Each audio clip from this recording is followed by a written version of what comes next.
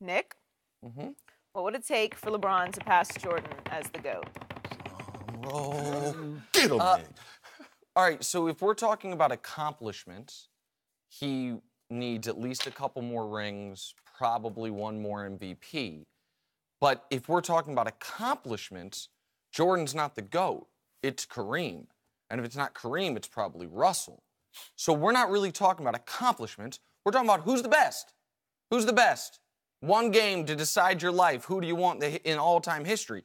So for LeBron to pass Jordan, he needs a time machine to go back about 11 months when he passed him the first time. LeBron's been the best player ever since about midway point of Game 6 of last year's finals, and all he's done since then is continue that. He's on the greatest streak in postseason history since Dre called him the B word and Clay said his feelings were hurt. He's played 16 games. His team's 15-1, giving you 34, 9, 8, and 55% shooting.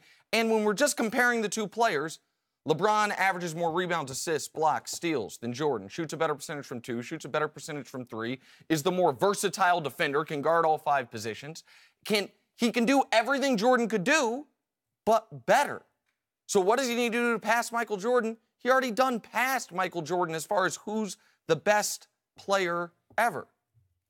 Go ahead, CC. I want to go after Skip. What I would like to do is I'd like to take this conversation back, say, right in the middle of Michael Jordan's career, Skip. I used to travel. Michael and I are good friends. I used to travel around, watch my great basketball fan, Ron Harper, is my homeboy. Grew up in Dayton, Ohio, very good friends with my family. So I was blessed to be a part of the Michael Jordan show, traveling with him, playing golf with him. And at that time, Skip, in the mid-'90s, who did we discuss as the greatest basketball player then? In the mid-'90s? In the mid-'90s. Before we were talking about Jordan. Well, we were talking about Jordan in the mid-'90s. But before we were saying that he was the greatest. It was either Kareem or we were talking about champions, Bill Russell. Right. Okay. But once Michael came, they knew he couldn't pass Russell, so they started looking at Michael in a different category compared to the other greats, even Elgin Baylor, Oscar Robinson. So they changed it. So when Mike got 3, they thought that he potentially could. Then he took some time off. Then he got 3 more. That's what put him in the conversation. But before that, we were talking about Kareem and Bill Russell. Now, why shouldn't we still be talking about all those 4 players? Because they play a lot of different positions. It's hard to compare them. Right. Like, you couldn't compare Russell and Kareem. Like, and you can't compare LeBron and Michael Jordan. Michael Jordan, to us right now, because he's undefeated in championship, it's going to be hard to knock him off being the greatest basketball player ever. Nick is trying to make a point of who plays basketball better.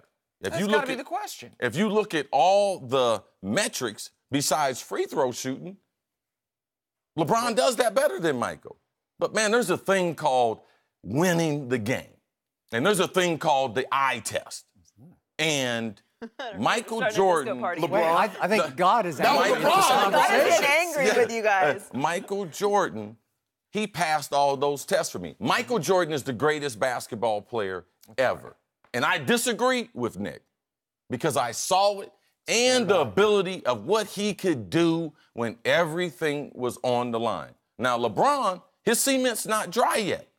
Michael's cement is dry, and a lot of them things in the cement, you know when you have cement and you lay cement there's like little fingerprints in it, little birds get on it. But a lot of those little things with Michael, we smoothed them over. We've forgotten them. With LeBron, we pick every little thing out of the cement to make the difference in the argument. Chris, by 1990, I was saying, I'm watching the greatest thing ever. I'd never seen anything like the force of nature that was Michael Jordan.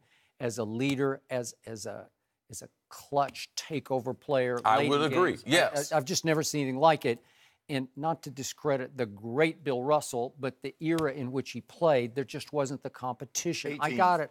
I got it. But yes. And also, there were too many white guys playing, Yeah, right? there was 18 and only a few black players. And Kareem needed magic to take him over the top because Kareem wasn't the leader of the franchise, the face of the franchise. He needed some guidance. He needed that force that was magic to come in and create the dynasty that was the Lakers. Kareem couldn't have done it as the go-to guy for that. That's just me. Well, Kareem had already won a championship before Magic got there. And he had 4 MVPs. And he has the most unstoppable shot in the history of the game. With Oscar. I got it. Oscar was at the tail end, though, Skip. Now, be fair. He was. No, he was. And I got it. And I don't want to discount it, but there's just some magic to Magic that took that thing up one more level with Kareem and with Worthy. Yes. And I got all, and Byron, and we know Michael Wilkes. Cooper. Yeah, they were loaded. Okay, so back to Michael, and I get your eye test. If we're just doing eye tests, I told him this earlier in the show. My eye test tells me that Michael's better. We're just sort of doing vacuum to vacuum, just what do they look like? Because LeBron has a huge deficiency in his game. He runs from the free throw line late in games, and he's a poor free throw shooter, especially by Mount Rushmore standards. This year he's 67%. Well, that's a big asterisk on his career to me, Skip, that he was such a poor free throw shooter. The finals ended last year with LeBron hitting a free throw to win the championship. No, it didn't. Kyrie had already won it with the 3. No, going up 3 doesn't win you anything. No. You know that. Ray Allen taught you that. Yeah, that going wasn't up the 3 doesn't. There was a possession after that. Going up 4, the same thing he did in Game 7 against the I'm Spurs. not giving you that. No, But I'm sorry.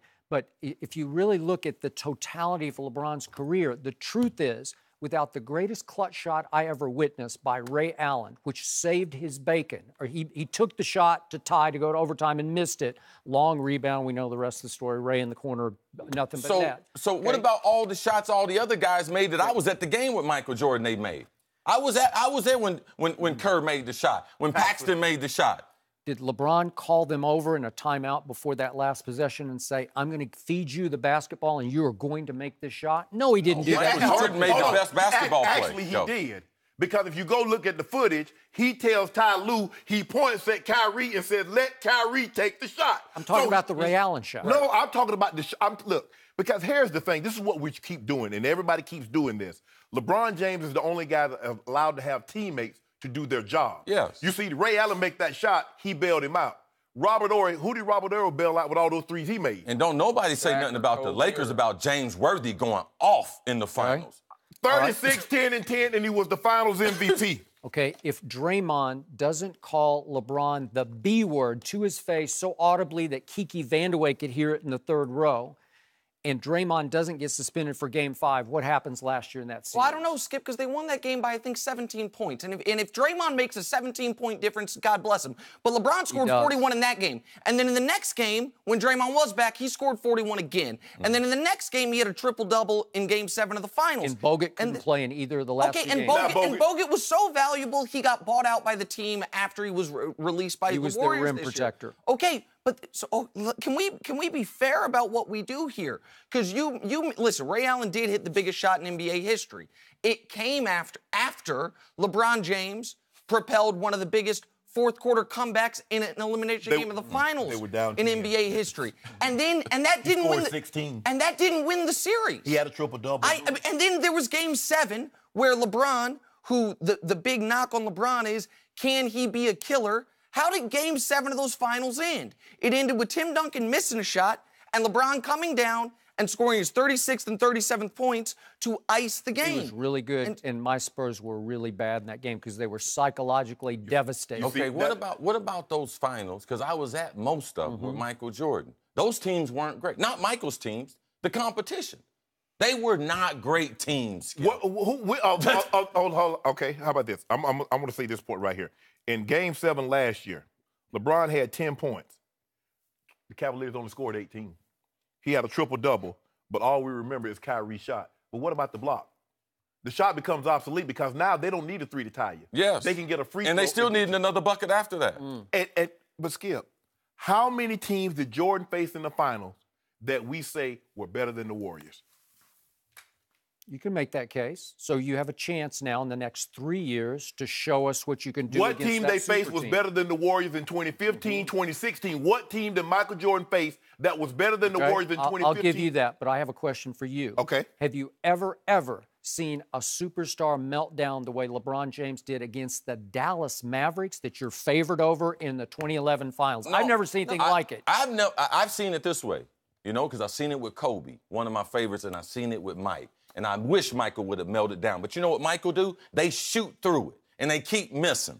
And listen, I'm probably on a set with at least another ardent LeBron James supporter and one that's close to it. I might be the biggest LeBron fan. I will look into the camera and say, the finals against the Mavericks is the biggest black mark on any resume of any all-time Pantheon player. The problem is, in the 6 years since then, he's had the greatest 6-year stretch of basketball in the history of the sport. In 2014, they were blown off the court by a record finals margin in 5 games. And go look at games 3 and 4. Correct. Go look and at he him. was the best player in that disappeared. series. He shot 58% and scored 28 a game.